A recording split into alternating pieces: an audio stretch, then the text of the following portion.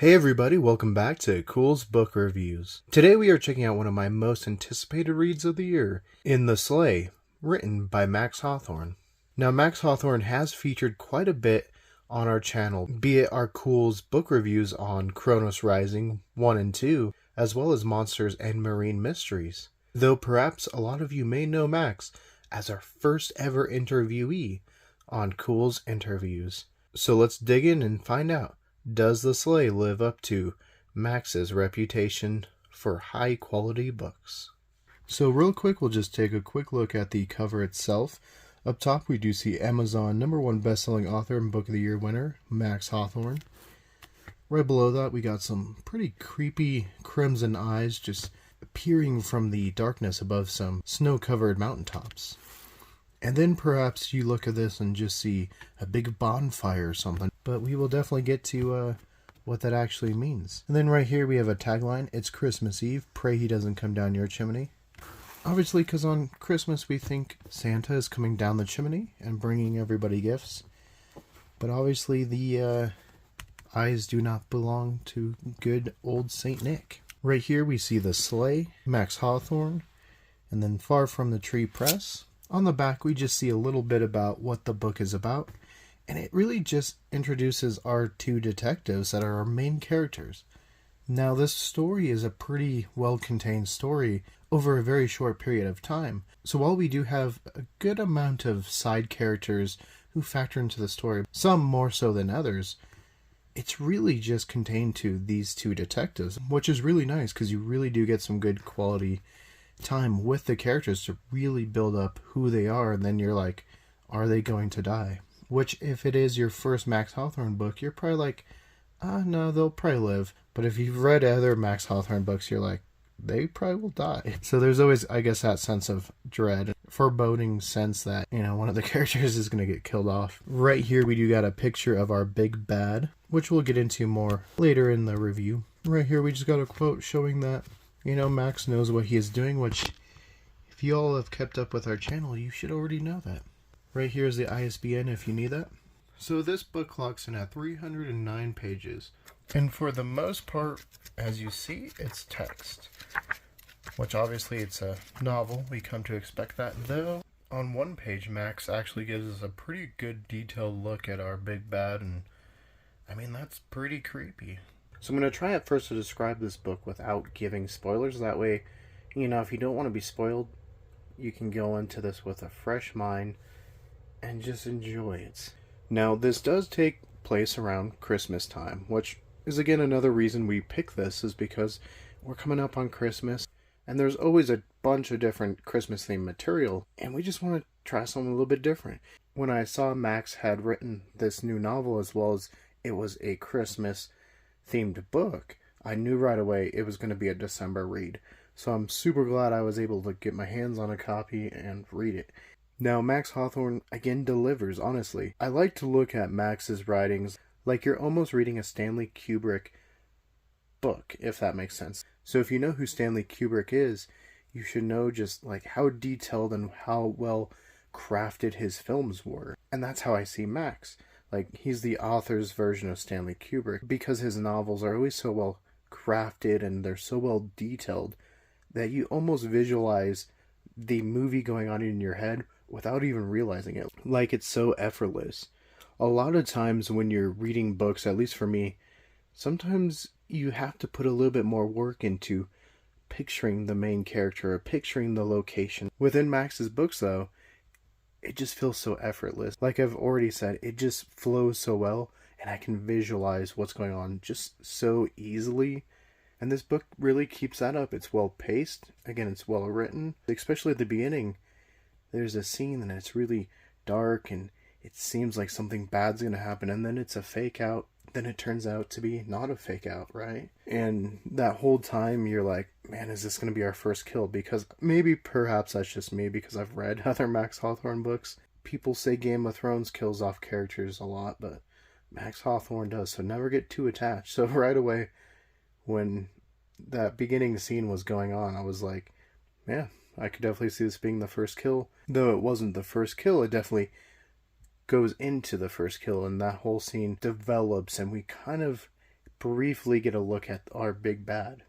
For the sake of not ruining anything, we'll just call it a demonic being. Now, this book really does take place in New York, which again just feels so perfect for the Christmas time. Think of Christmas, or you think of Christmas movies, you probably think of New York, though there's some other big cities, perhaps Chicago and stuff, where they do a lot of different Christmas-themed events or just celebrations. Right off the bat, you see St. Patrick's Cathedral, or you see Rockefeller Plaza, two places when we were in New York we actually visited. And so again, in my mind, I could visualize them so easily. And then there's just other really neat little references throughout. I mean, we get our Doc Holliday reference, which obviously for our channel, right away, we're going to pick up on that because that's just one of the topics we really like to cover. And I mean, Val Kilmer in Tombstone, just a classic performance. Anytime I see anything Huckleberry related, I just think of Val Kilmer. Then there's some references to other works by Max. The one that really I picked up on was Tyrannosaurus for Christmas, because there's a family singing it. Which, if you don't know, there's not only a book but a song that Max has put together about that. So it's always neat. Like I said, there's all these different Easter eggs, you know, be it movies or just other books, mythology. This definitely has a lot of mythology and lore behind it, which is really, really cool. So before we get to some spoilers, and I won't spoil too much, but I just want to give you guys the rating and give you that opportunity to click away so you're not spoiled. But overall, I think it's an 8.5 out of 10. I really do think it's really, really good. And like I said earlier, Max is like the author version of Stanley Kubrick, so this is very much like his Shining. Is this going to be everyone's favorite Max Hawthorne book? No. Are picking your favorite Max Hawthorne books hard? Yes. And so if someone said this was their favorite, I'd believe them. If someone had said the original Kronos Rising was their favorite, or Memoirs of a Gym Rat, I'd believe them. I mean, they're all so good. It really gets hard. Like, Max makes it hard to pick a favorite book because they're all good. So it's good for him because, hey, makes you want to go pick up the next one because you're like, it's got to at least be as good as the other ones. So there's your guys' review without spoilers. Like I said, I'm going to go into some brief spoilers. I don't want to go into too much, but just quick spoiler warning because I don't want to ruin it for you guys. So the story revolves around our two main characters, the detectives, looking into a series of murders, which the first, act of the book, that scene I had talked about earlier, starts off, and, because people don't believe in this demonic being, they obviously just think it's like some cult activity. It's always like families cannibalizing the rest. One member of the family has gorged themselves and suffocated. Now, the first character we meet at the beginning, the little girl does survive, but the father also survives, which is really rare in these killings. And so they're trying to get kind of a lead on what's going on. They just, kind of put him off as insane because he keeps babbling something else is out there. Now, what it turns out is there's this supernatural being that has been around for a long time, known as Lofter, or you guys probably perhaps know him better as Loki. He's gone by lots of names, and he's the one actually out here gorging on different unlucky people. People that are celebrating Christmas.